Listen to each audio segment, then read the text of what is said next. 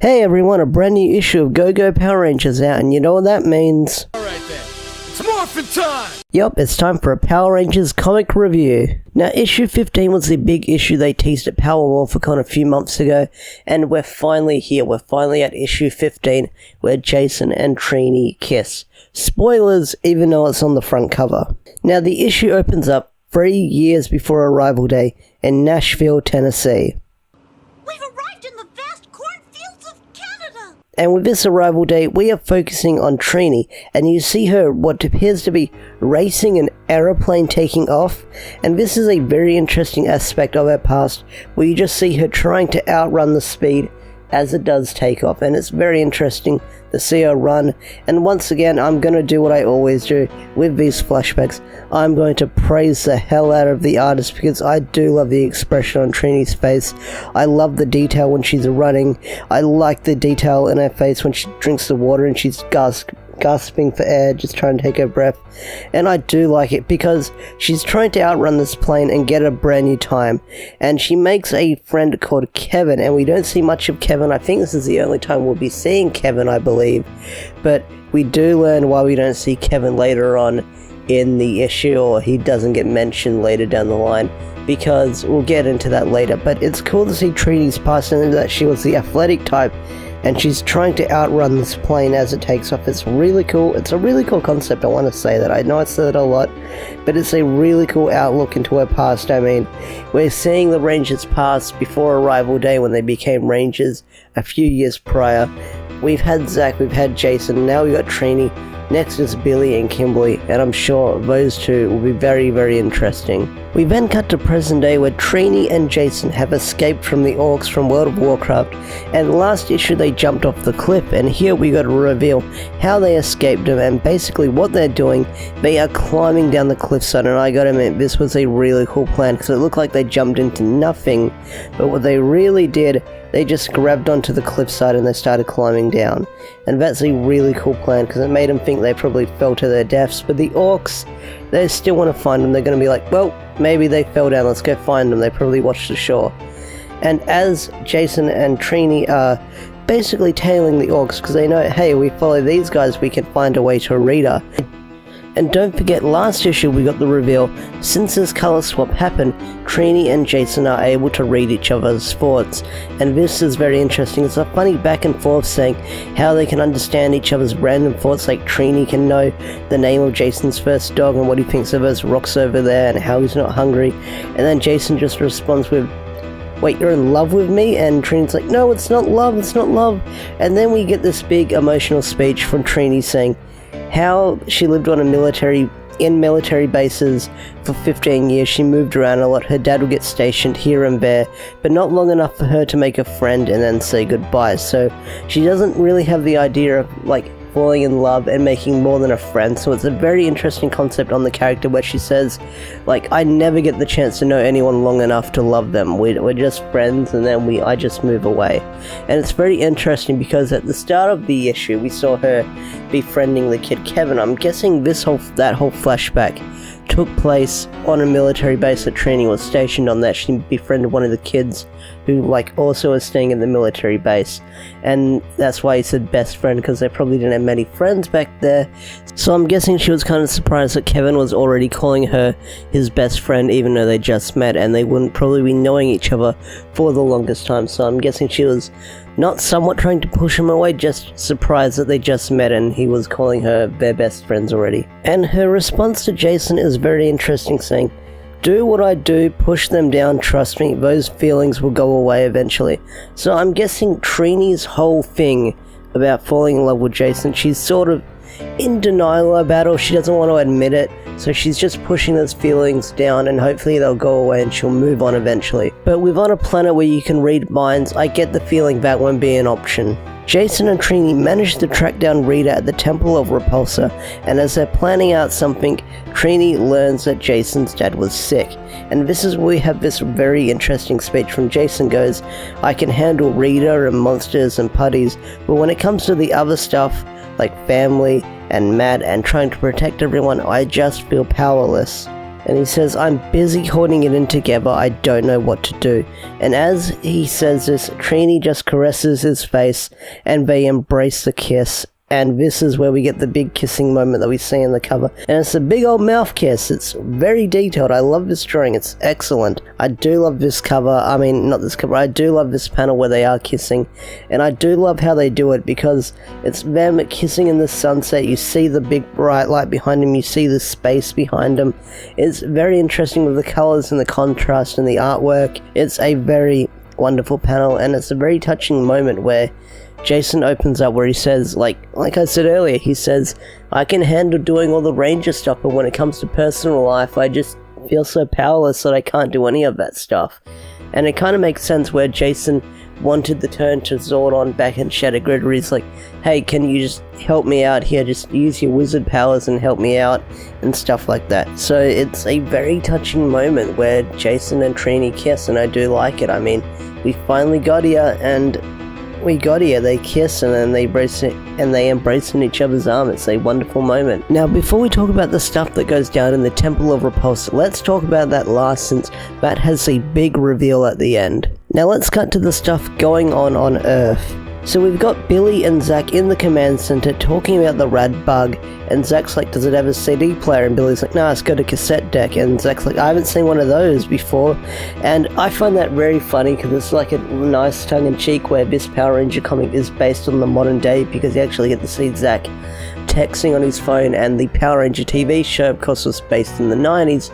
So of course an old car like the rad bug was going to have a cassette deck in it. So it's just a very funny joke that this old car that Billy's got is probably just something from the 90s or the 80s. It's just a very fun joke. And I do like how just Billy talks about how it's only got 3 tires and it's all run down. And Zach goes, whatever, you got a car, it's freedom, man, you can go wherever you want. And then Zach has this really cool line where he goes, too bad you can't just put some crazy stuff from the command center in here, just put some cool alien tech in there.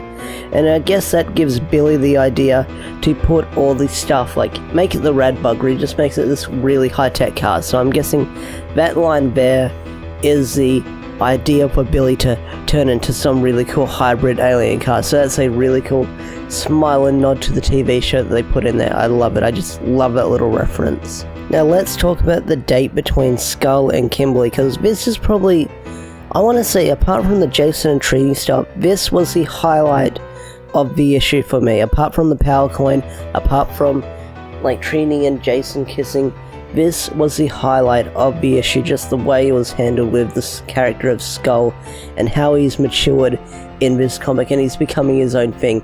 Is just, let's talk about it. So they start off on the date in the car, and it's very awkward. Skull doesn't know what to say, and he just has this line going, I like the shape of your head, and that makes Kimberly laugh. And in Skull's head he's like, yeah, I nailed it, I got it right. And the interesting part of this date is when Skull and Kimberly are on the Ferris wheel, and they're just talking, and Skull goes, I didn't know if you'd be over Matt or not, so I just took a one shot and just decided to roll with it.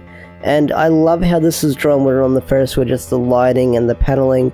Like I said, I do love this artist's art style. She's really good. She's just like nailing it with the expressions and just the different scenarios we get in this comic. She's just really good at nailing stuff like this.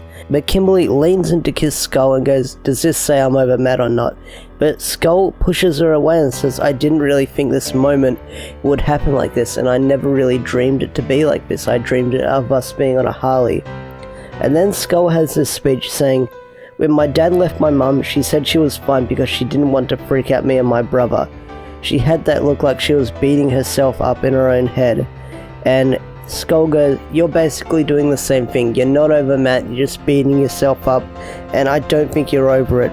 So you're not fine right now, and you're still just upset about the whole situation with Matt. So Skull sort of knew what was going on, and the cool thing was he pushed the kiss away from Kimberly and just rejected it. And we know that Skull likes Kimberly, has a crush on her, and he just pushed her away, saying like, this is not how I envisioned it, I'm sorry, and I can tell you're still upset over Matt, so just don't force yourself to make you think you're better when you're not. So it's just a really touching moment for the character. Like, Skull is just something. They made him this They made him really mature in this situation, and like I said, I love it, just the way they've written him. Props to Ryan for doing this. Like, I love you, buddy. You just made a silly gag character in the TV show into this very serious character that had this really great moment. I mean, I love it. Speaking of another character that's stupid in the show and we're learning that is really smart, Babu. He's planning a mutiny against Rita. Oh boy, this character is a lot smarter in the comics than he is on the show. Now his whole mutiny against Rita is for what she did to his planet. Now, it's interesting that he is planning this mutiny right away, but we don't know how long he's served Rita for, but it's weird that he's just planning a mutiny now. He wants to get back at Rita while she's away, and it's very interesting that he's planning this, and I get the feeling that he's going to turn everyone in this palace onto his side, which is going to be an interesting turn of events, and I want to see how that turns out once Rita gets back, because I know that he can't beat Rita in the comics, especially what we see Rita do in the Temple of Repulsor, but whatever he's planning is to poison Rita with some sort of potion, so we'll see how that goes down later down the lines in the issues. But Babu, you a smart cookie, boy. You a smart cookie because you're planning to poison Rita. Now let's talk about the stuff that goes down in the Temple of Repulsor, because that's the big stuff, that's got the big reveal at the end of the issue, so let's talk about it. So in the Temple of Repulsor, Rita and that orc girl are surrounded by many weird mummy-looking aliens, and they manage to fight them all off because it's this giant army, and even Rita is like exhausted from fighting them all off, because Rita can fight in the comics. She can kick ass when she needs to, which is really cool. I always bring that up in, like, whenever Rita does something cool, she can kick ass in this comic, and that's really cool. But they're all exhausted from fighting off these monsters. And then we get the reveal of another monster called Montar, which is basically this weird minotaur-looking thing with wings, and he's sort of the spirit that tried to betray Rita, but she trapped him in here for all eternity. And the orc girl tries to fight him, but she gets blown back easily, and then Rita just steps forward and just blasts the thing. The issue then ends with Rita explaining why she hid the dragon dagger and the power coin here, because she's afraid of the influence it might have over her. Now that's an interesting thing, saying the influence it might have over her if she tried using it.